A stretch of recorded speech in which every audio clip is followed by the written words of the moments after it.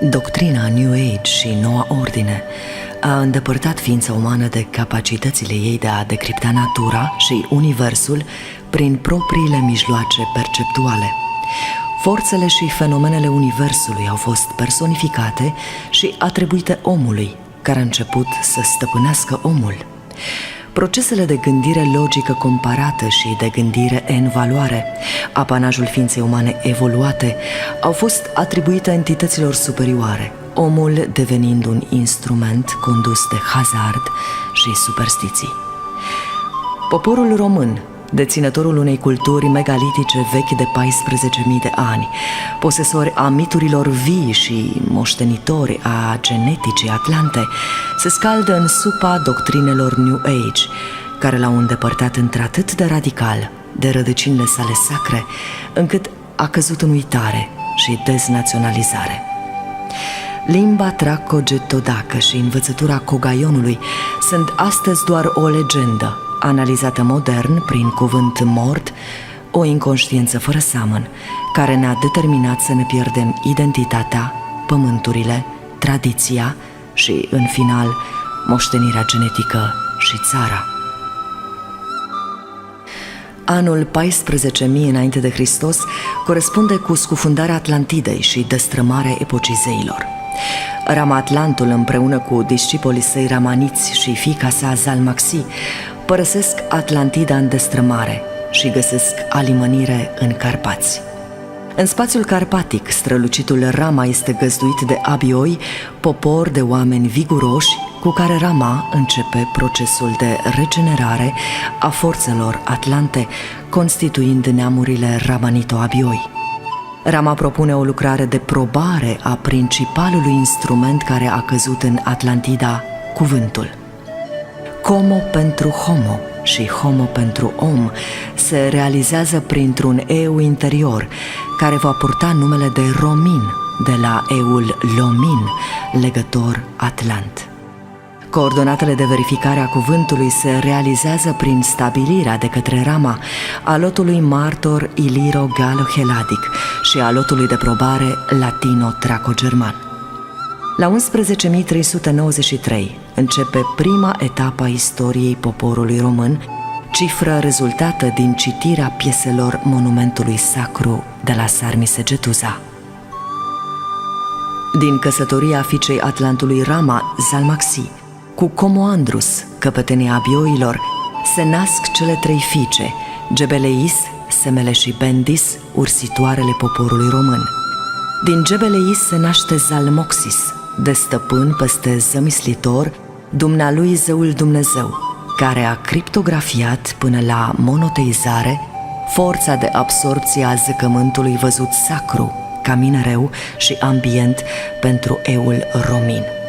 Zalmoxis redactează concepția Cogaion despre puterea apei și metalului și sfințirea prin limba de metal. Mare preot, Zalmoxis definitivează învățătura Cogaionului, devenită știință a religiilor. Învățătura Cogaionului, întocmită după tradiție, a fost Cagio-magie runică, desprinsă din matricea creației, dată de dumnealui zeul Dumnezeu oamenilor. La începutul metaliferului, știință cuprinsă în cartea dată de Ursitar poporului român.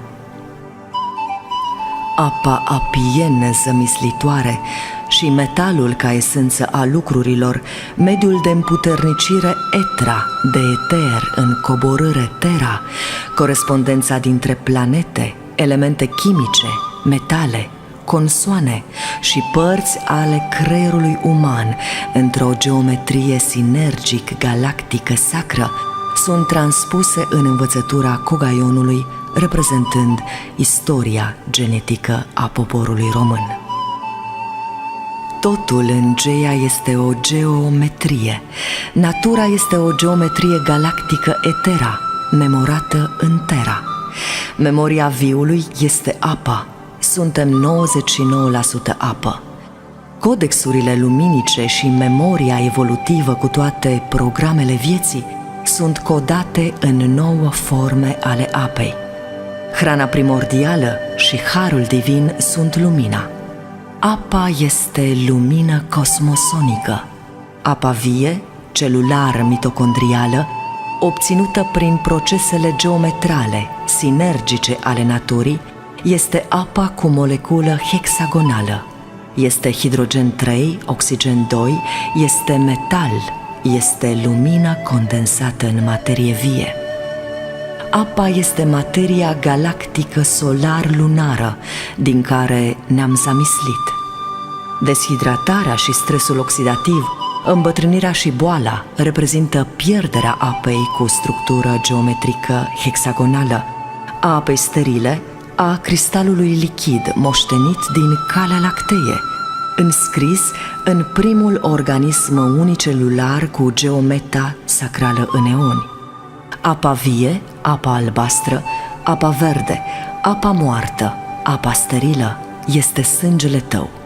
Cele 9 forme ale apei sunt potențial de viu, coborât din calea lactis, lexorum lege, transmutat în 9 forme ale materiei primordiale ce devin divin munte, divin râu, divin copac, divin prunc, ca unitate în diversitate a vieții. Sodiul organic este prima lege a naturii, ca sarea în bucate. Cuprul este legea necuprinsului tinereții fără bătrânețe și a vieții fără de moarte. Tiamina este legea evolutivă a viului complex. Electroliții sunt legea corpului electric vital. Microbiomul este legea primului creier. Enzimele sunt constructorii altarului uman, trupul. Codurile pine ale vieții sunt înscrise în biogeneza mitocondrială și în modul de viață paleoregal, legea supremă moșionică. Am adus împreună 3 concepte: știința despre suflet și trup de la Tracogeto-Daci, învățătura moșionică și Academia al 5-lea creier, pentru a crea viitor ființe umane atât de încercate de-a lungul istoriei. Como pentru homo și homo pentru om.